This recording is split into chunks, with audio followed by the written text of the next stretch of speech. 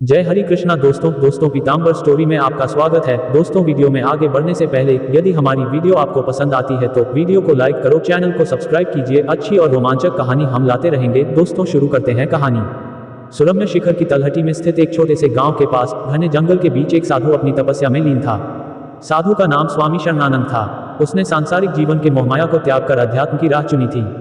उसकी सादगी और ज्ञान के कारण गांव वाले उसे बहुत सम्मान देते थे। इसी गांव में एक विधवा महिला रहती थी जिसकी उम्र लगभग 25 वर्ष थी। उसका नाम निर्मला था। निर्मला सुंदर लेकिन साधारण जीवन जीने वाली महिला थी। पति के निधन के बाद उसने गांव के बच्चों को पढ़ाने और दूसरों की मदद करने में खुद को व्यस्त कर लिया था। हालांकि उसके मन के किसी कोने में अकेलेपन का दर्द छिपा हुआ था। एक दिन निर्मला को अपनी गाय के लिए जड़ी बूटी लाने जंगल जाना पड़ा। वह जंगल में गहरी जगह पर पहुंची जहां उसकी मुलाकात स्वामी शरणानंद से हुई। वह उनकी सादगी और आंखों में झलकती शांति से प्रभावित हुई। उसने उन्हें प्रणाम किया और उनसे मार्गदर्शन की याचना की। शरणानंद ने निर्मला को कुछ ध्यान विधियां सिखाईं और कहा, अकेलापन केवल मन की एक अवस्था है। जब मन शांत होता है तो सारा ब्रह्मांड तुम्हारा साथी बन जाता है। समय बीतता गया। निर्मला अक्सर स्वामी जी से मार्गदर्शन लेने आने लगी। दोनों के बीच एक अद्भुत समझ बन गई। धीरे धीरे निर्मला का झुकाव स्वामी जी की ओर बढ़ने लगा। वह उनकी गहराई और करुणा में अपनी खुशी खोजने लगी। स्वामी शरणानंद, जो सांसारिक संबंधों से दूर रहने का प्रण ले चुके थे, ने भी निर्मला के स्नेह को महसूस किया। उनकी आंखों में एक अनकहा भाव उभरता था, लेकिन उनके भीतर एक बड़ा द्वंद्व चल रहा था। निर्मला की स्वामी शरणानंद के प्रति श्रद्धा अब धीरे धीरे एक गहरे भाव में बदल रही थी। वह उनकी हर बात को ध्यान से सुनती और उनका अनुसरण करती। स्वामी शरणानंद को भी निर्मला की सरलता और समर्पण ने कहीं न कहीं प्रभावित किया था, लेकिन वह इस भाव को अपने भीतर दबाए हुए थे। एक दिन जब निर्मला जंगल में स्वामी जी से मिलने पहुंची तो उसने हिम्मत करके पूछा, स्वामी जी, क्या त्याग का अर्थ हमेशा अकेले रहना है? क्या प्रेम भी त्याग का एक रूप नहीं हो सकता? स्वामी शरणानंद कुछ क्षण चुप रहे। उनके भीतर यह सवाल गूंजने लगा। उन्होंने कहा, प्रेम और दया एक ही सिक्के के दो पहलू हैं। सच्चा प्रेम वही है जिसमें त्याग हो, लेकिन मेरे लिए इस जीवन का उद्देश्य भिन्न है। मैंने संसार की इच्छाओं को पीछे छोड़कर आत्मा की शांति का मार्ग चुना है। निर्मला ने हल्के से मुस्कुराते हुए कहा, शांति का मार्ग कभी कभी किसी के साथ चलने से भी मिल सकता है। अकेलेपन और एकांत में अंतर होता है स्वामी जी। ये शब्द स्वामी शरणानंद के भीतर गहरे उतर गए। वह इस द्वंद्व में उलझ गए कि क्या उनका मार्ग सही था या निर्मला की बातें एक नई दिशा का संकेत दे रही थीं। कुछ दिनों बाद गांव में अचानक एक बड़ा संकट आ गया। एक बड़ी बाढ़ ने कई घरों को बहा दिया और लोग अपने जीवन को बचाने के लिए संघर्ष कर रहे थे। निर्मला ने दिन रात लोगों की मदद की। उसने अपनी हर चीज दान कर दी और दूसरों के दुख को कम करने में पूरी तरह जुट गई। स्वामी शरणानंद ये सब देख रहे थे। उन्होंने पहली बार महसूस किया कि निर्मला का प्रेम न केवल उनके लिए था, बल्कि पूरे संसार के लिए था। वह खुद से पूछने लगे, क्या प्रेम वास्तव में त्याग से अधिक महान है? क्या मैंने प्रेम को समझने में चूक की है? बाढ़ का प्रकोप बढ़ता जा रहा था। गांव में भोजन, पानी और दवाओं की भारी कमी हो गई थी। निर्मला ने अपनी पूरी शक्ति और समर्पण के साथ लोगों की सहायता की। वह खुद भूखी रहकर भी जरूरतमंदों के लिए खाना जुटाती, बीमारों की देखभाल करती और बच्चों को सुरक्षित स्थान पर ले जाती। स्वामी शरणानंद ने निर्मला के इस निस्वार्थ समर्पण को देखा। वह समझ गए कि निर्मला का प्रेम केवल व्यक्तिगत नहीं था, बल्कि यह पूरे संसार के लिए करुणा का प्रतीक था। एक रात जब निर्मला थकी हारी और घायल अवस्था में एक पेड़ के नीचे बैठी थी, स्वामी शरणानंद ने उसके पास जाकर कहा, निर्मला, तुमने जो त्याग किया है वह सच्चे प्रेम का सबसे सुंदर रूप है। तुमने मुझे प्रेम का ऐसा स्वरूप दिखाया जिसे मैंने कभी समझा नहीं था। निर्मला ने थकी आंखों से स्वामी जी की ओर देखा और धीरे से कहा, स्वामी जी, प्रेम में त्याग का महत्व होता है, लेकिन अगर प्रेम किसी को शक्ति और दिशा दे तो यह स्वयं तपस्या बन जाता है। स्वामी शरणानंद का हृदय इस क्षण में द्वंद्व और शांति के बीच डोलने लगा। उन्होंने सोचा, क्या यह मेरा मार्ग बदलने का संकेत है? क्या मेरी तपस्या का उद्देश्य यही प्रेम और सेवा है?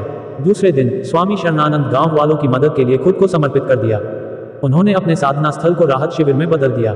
निर्मला और स्वामी शरणानंद ने मिलकर लोगों की सेवा की, लेकिन उनके भीतर एक अनकहा भाव भी रहस्यमय बना हुआ था। बाढ़ का असर धीरे धीरे कम हो रहा था। गांव के लोग वापस अपनी जिंदगी बचाने की कोशिश कर रहे थे। इस कठिन समय में निर्मला और स्वामी शरणानंद ने मिलकर जो सेवा की, उसने न केवल गांव वालों के दिलों में उनके प्रति सम्मान बढ़ाया, बल्कि उनके बीच एक अनकहा रिश्ता भी गहराई से पनपने लगा। एक शाम जब सूरज ढल रहा था और आसमान हल्की नारंगी आभा में रंगा था, निर्मला स्वामी जी के साधना स्थल के पास बैठी थी। उसने धीरे से कहा, स्वामी जी, मैंने सोचा था कि इस जीवन में मैं अकेले ही चलूंगी, लेकिन आपसे मिलकर मुझे महसूस हुआ कि किसी का साथ मिलना भी एक आशीर्वाद हो सकता है। स्वामी शरणानंद, जो अपने विचारों में गहरे डूबे हुए थे, ने उसकी बात सुनी। उन्होंने निर्मला की ओर देखा और कहा, निर्मला, मैंने प्रेम को हमेशा मोह समझा और उससे दूर भागता रहा, लेकिन तुमने मुझे सिखाया कि सच्चा प्रेम स्वयं से ऊपर उठकर दूसरों की भलाई के लिए जीने का नाम है। तुम्हारे समर्पण और निस्वार्थ ने मेरे हृदय को छू लिया है। निर्मला की आंखों में खुशी के आंसू थे। उसने कहा, अगर प्रेम त्याग में है तो मैं अपना जीवन आपके साथ इस त्याग और सेवा के मार्ग पर बिताने को तैयार हूँ। स्वामी शरणानंद ने अपने भीतर एक गहरी शांति महसूस की। उन्होंने स्वीकार किया कि निर्मला के साथ उनका बंधन केवल सांसारिक नहीं था, बल्कि यह उनके आध्यात्मिक सफर का एक हिस्सा बन चुका था। निर्मला और स्वामी शरणानंद के बीच का रिश्ता अब गहराई तक उतर चुका था। निर्मला ने अपने मन और आत्मा को पूरी तरह स्वामी जी के प्रति समर्पित कर दिया था। स्वामी शरणानंद ने उसकी निष्ठा और स्नेह को समझते हुए उसे यह विश्वास दिलाया कि उनका संबंध केवल आध्यात्मिक नहीं, बल्कि सांसारिक रूप से भी पूजनीय है। एक रात जब पूरा गांव गहरी नींद में था, स्वामी जी ने निर्मला को अपने साधना स्थल पर बुलाया। उनके शब्दों में एक अजीब सी मिठास और आकर्षण था। उन्होंने कहा, निर्मला, हमारा संबंध केवल आत्मा तक सीमित नहीं रहना चाहिए, यह प्रेम की सबसे पवित्र अवस्था में बदल सकता है। निर्मला, जो पहले से ही उनके प्रभाव में थी, इस विचार का विरोध नहीं कर पाई। उसने इसे स्वामी जी के आध्यात्मिक ज्ञान का हिस्सा मान लिया। उस रात दोनों के बीच एक ऐसा संबंध बना जिसने निर्मला के जीवन को पूरी तरह बदल दिया।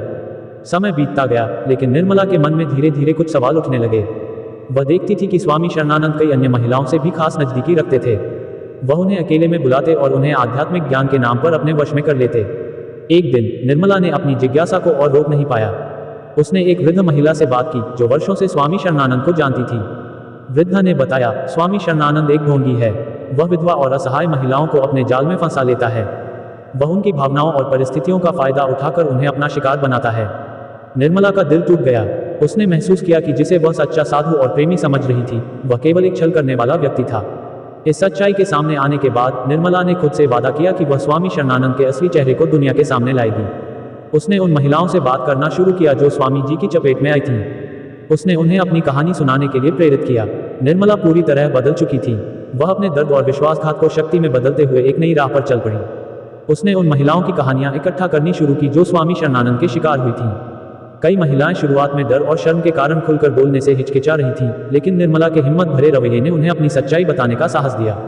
एक रात निर्मला ने स्वामी शरणानंद को उनके साधना स्थल पर जाकर चुनौती दी। उसने कहा, स्वामी जी, आपने मेरे विश्वास का गलत इस्तेमाल किया।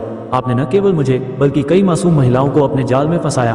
अब ये सब खत्म होगा। स्वामी थोड़ी देर तक चुप रहे, फिर अपने पुराने अंदाज में मुस्कुराकर बोले, निर्मला, तुम भी उन्हीं महिलाओं में से एक हो जिन्होंने अपनी इच्छाओं को मेरी ओर थोप दिया। मैं केवल एक साधु हूँ जो सबकी मदद करने की कोशिश करता हूँ। इस बार निर्मला उनके जाल में नहीं फंसी। उसने दृढ़ता से कहा, यह आपकी आखिरी चाल है स्वामी जी। मैं अब आपकी सच्चाई को हर किसी के सामने उजागर करूंगी। निर्मला ने गांव